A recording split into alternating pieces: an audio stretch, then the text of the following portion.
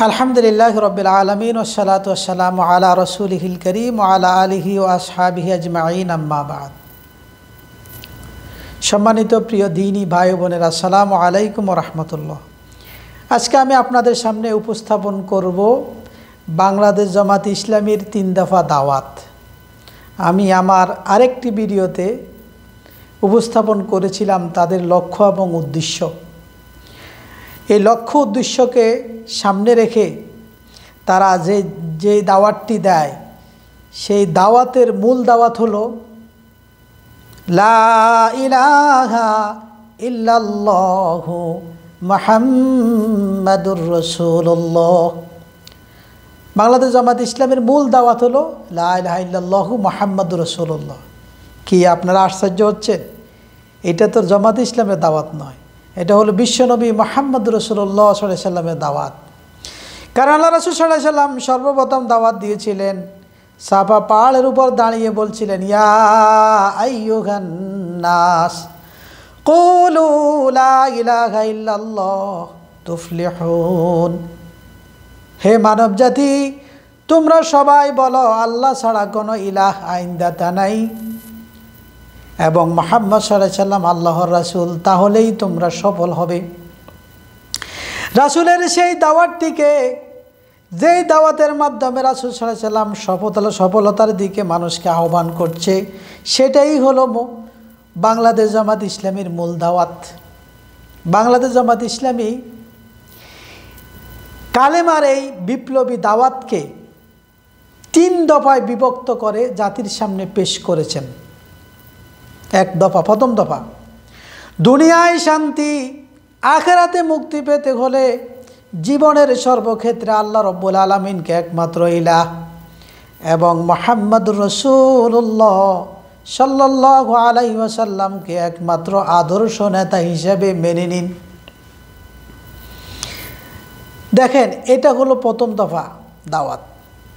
জীবনের সর্বক্ষেত্রে আল্লাহ রব্বুল আলামিনকে একমাত্র ইলাহ মেনে নেওয়ার জন্য এটা কি জামাত ইসলাম বলেছেন? আল্লাহ স্বয়ং বলেছেন। আল্লাহ স্বয়ং বলেছেন, কুল হুয়াল্লাহু আহাদ আল্লাহুস সামাদ লাম ইয়ালিদ ওয়া লাম ইউলাদ ওয়া লাম ইয়াকুল লাহু কুফুয়ান আহাদ। আল্লাহ বলেছেন, হে নবী, আপনি কাফেরদেরকে বলে দেন হুয়াল্লাহু আহাদ, তিনি এক এবং একক।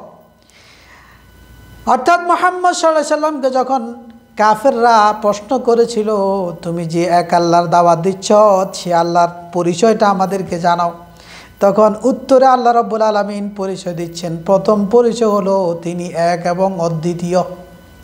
তা আল্লাহ এক, জীবনের সর্বক্ষেত্রে আল্লাহ রাব্বুল আলামিনকে একমাত্র ইলাহ, এটা মানার জন্য আল্লাহ স্বয়ং বলেছেন। তাহলে জামাত ইসলামের এই দাওয়াত কোরআনের সাথে মিল আছে। দ্বিতীয় নম্বর অংশ, জীবনের সর্বক্ষেত্রে একমাত্র আদর্শ নেতা হিসাবে মুহাম্মদ সাল্লাল্লাহু আলাইহি সাল্লামকে মেনে নেওয়ার জন্য বলছে। সেটা জামাত ইসলামের দাবি নয়, সেটা হলো আল্লাহ রাব্বুল আলামিনের বক্তব্য। আল্লাহ রাব্বুল আলামিন বলেছেন কোরআনে, লাকাদ কানা লাকুম ফি রাসূলিল্লাহি উসওয়াতুন হাসানা, অবশ্যই তোমাদের রাসূলের মাঝে তোমাদের জন্য রয়েছে উত্তম আদর্শ। তাই রাসূল সাল্লাল্লাহু আলাইহি সাল্লামকে আদর্শ নেতা হিসেবে গ্রহণ করার জন্য আল্লাহ স্বয়ং বলছেন। সূরা হাসর আল্লাহ রাব্বুল আলামিন বলছেন, মা আতাকুমুর রাসূল মা আতাকুমুর রাসূল ফাখুযুহ, তোমাদের রাসূল তোমাদেরকে যা দেয় তা গ্রহণ করো, ওমা নাহাকুম আনহু ফান্তাহু, আর তিনি যা তোমাদেরকে নিষেধ করেন তা তোমরা বর্জন করো। তাহলে আল্লাহ রাসূল সাল্লাল্লাহু আলাইহি সাল্লামকে আদর্শ নেতা হিসাবে মানার জন্য আল্লাহ রাব্বুল আলামিন স্বয়ং বলেছেন। আল্লাহর সেই বক্তব্যটাকেই জামাত ইসলামী তাদের প্রথম দফায় দাওয়াতে জাতির সামনে পেশ করছে। দ্বিতীয় দফা, আপনি সত্যিই মুসলিম হবার দাবিদার হলে আপনার বাস্তব জীবন থেকে ইসলামের বিপরীত চিন্তা, কাজ ও অভ্যাস দূর করুন। এবং আল্লাহ ও তার রাসূলের বিরুদ্ধে কারো আনুগত্য না করার সিদ্ধান্ত গ্রহণ করুন। দ্বিতীয় দফা। তাইলে দ্বিতীয় দফায় বলা হচ্ছে ইসলামের বিপরীত চিন্তা। ইসলামের বিপরীত চিন্তা করা আল্লাহ রাব্বুল আলামিন স্বয়ং নিজেই নিষেধ করেছেন।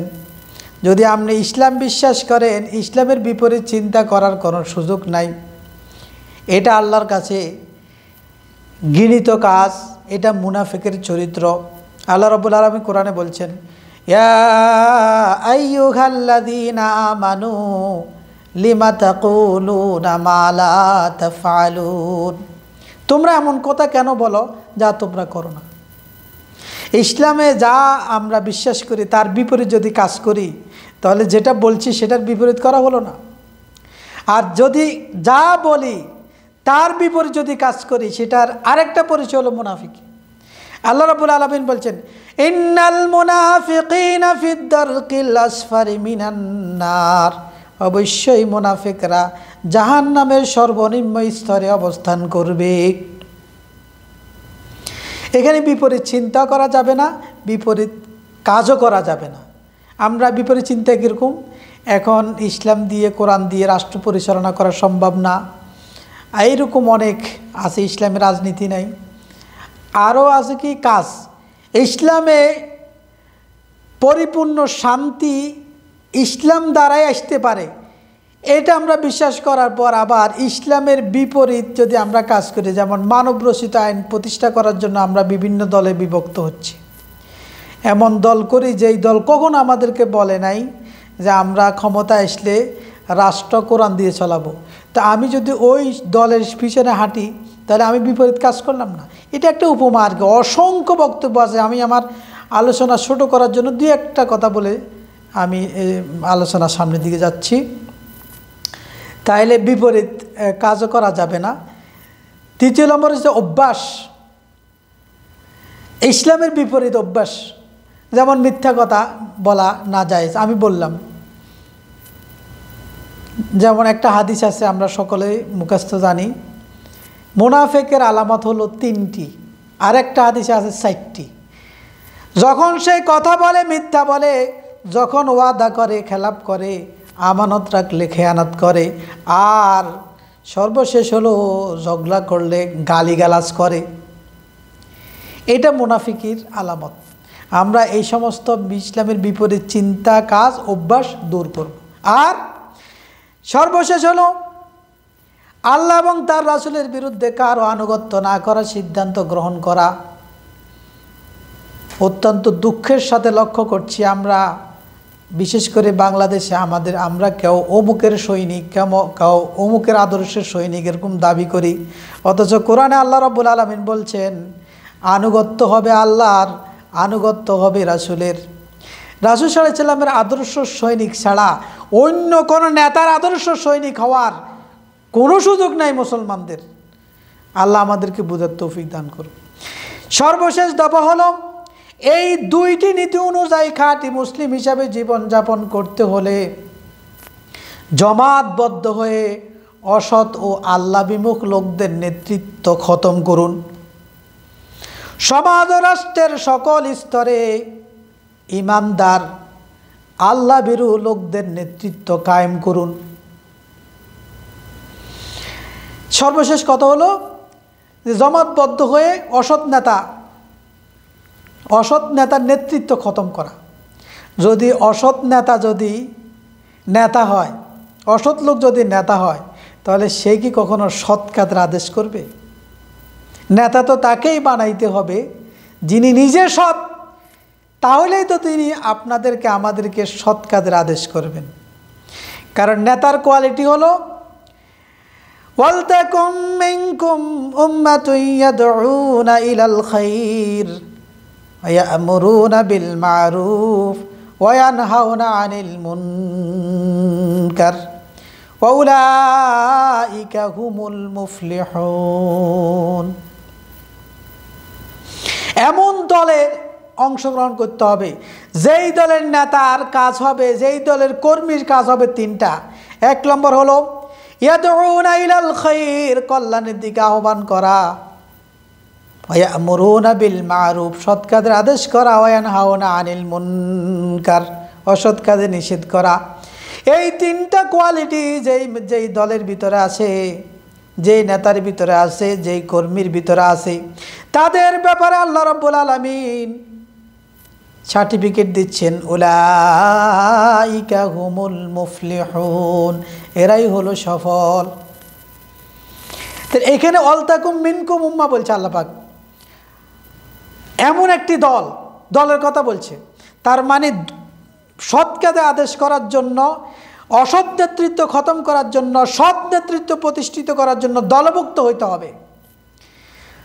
দলভুক্ত হওয়ার জন্য আল্লাহ পাকের নির্দেশ, কোরআন আয়াত, ওয়াতাসিমু বিহাবিলিল্লাহি জামিআন ওয়ালা তাফাররাকু, তোমরা ঐক্যবদ্ধভাবে আল্লাহর রজ্জুকে ধারণ করো। আল্লাহর রজ্জু মানে কোরআন, কোরআন ধারণ করার জন্য ঐক্যবদ্ধ বলছে আল্লাহ পাক, ঐক্যবদ্ধভাবে ধারণ করার জন্য বলছে। একা একা নয়, কোরআনের সব আইন বাস্তবায়ন করা একা একা সম্ভব নয়। দুই একটা ব্যক্তিগত আমল হয়তো একা একা সম্ভব, কিন্তু কোরআনের আইন বাস্তবায়ন করার জন্য, কোরআনের নির্দেশ আদেশ বা নিষেধ পালন করার জন্য ঐক্যবদ্ধ জমাতবদ্ধ হতে হবে। আর জমাতবদ্ধ লোকজনকে আল্লাহ পাক ভালোবাসেন। কোরআন শরীফ আয়াত, ইন্নাল্লাহা ইউহিব্বুল্লাযীনা ইউকাতিলুনা ফী সাবিলিহি সাফফা কান্নাহুম বুনিয়ানুম মারসুস। অবশ্য আল্লাহ সেই দলকে ভালোবাসেন যারা সারিবদ্ধভাবে আল্লাহর রাস্তায় লড়াই করে, সীসা ডালা প্রাচীরের নাই। তাইলে আল্লাহর ভালোবাসা পাওয়ার জন্য সংগঠনভুক্ত হয়ে আল্লাহর রাস্তায় জিহাদ করতে হবে। সীসা ডালা প্রাচীরের নাই। একজনকে যুদ্ধের ময়দানে ফেলে রেখে, বিপদে ফেলে রেখে আরেকজন পালিয়ে যায় না, এরকম দলে আসেন। এই বাংলাদেশ জামাত ইসলামীর এই 3টি দফা দাওয়াত একটু চুলচিরা বিশ্লেষণ করে দেখেন, এখানে কোরআন হাদিসের বিপরীত কোনো শব্দ আছে? কোরআন হাদিসকে মানে কোরআন হাদিসের বাইরে কোনো নেতার, কোনো ব্যক্তির বক্তব্য এখানে আছে? নাই। যারা বাংলাদেশ জামাত ইসলামের অনেক জাতিকে সংশোধন করার জন্য অনেক ভালো ভালো কাজকে স্বীকৃতি দিচ্ছেন না, একটু একটু বিশ্লেষণ করে দেখেন না। যদি তাদের এই কাজগুলা কোরআন হাদিসের আলোকে হয়, তাহলে এই দল এখন সুসংগঠিত। তারা দীর্ঘ 80 বছর প্রচেষ্টা চালিয়ে এক পর্যায়ে দাঁড় হয়েছে। এখন যদি আমরা সবাই এই দলকে সাপোর্ট করি, তাহলে সফলতা আমাদের একদম নিকটেই। ছোট্ট ছোট্ট দলে নতুন করে সংগঠিত হয়ে ইসলাম প্রতিষ্ঠার স্বপ্ন দেখে ইসলামকে ক্ষতিগ্রস্ত করবেন না। ইসলামকে এখনই বিজয়ের দ্বার প্রান্তে নেওয়ার জন্য বাংলাদেশ জামাত ইসলামীর সাথে ঐক্য করে জামাত ইসলামকে ক্ষমতায় বসানোর জন্য সর্বোচ্চ চেষ্টা করেন। ভুল ত্রুটি থাকতেই পারে, ভুল ত্রুটি সংশোধন হবে ইনশাআল্লাহ, কিন্তু কোরআনকে রাষ্ট্র ক্ষমতায় নেওয়ার জন্য এখন বাংলাদেশ জামাত ইসলামের বিকল্প আর কোনো দল নাই। একটু গবেষণা করেন, তারা প্রত্যেকটা সেক্টরে লোক তৈরি করেছে, প্রত্যেকটা সেক্টরে তাদের লোক যথেষ্ট পরিমাণ আছে, যেটা অন্য কোনো দলের নাই। আমি আমার এই ছোট্ট আলোচনায় যেটুকু বোঝানোর চেষ্টা করেছি, আল্লাহ পাক আমাকেও আমল করার তৌফিক দান করুক, আপনাদেরকেও আমল করার তৌফিক দান করুক। এই আহ্বান রেখেই আমার আলোচনা এখানে শেষ করলাম। আসসালামু আলাইকুম রহমতুল্লাহ।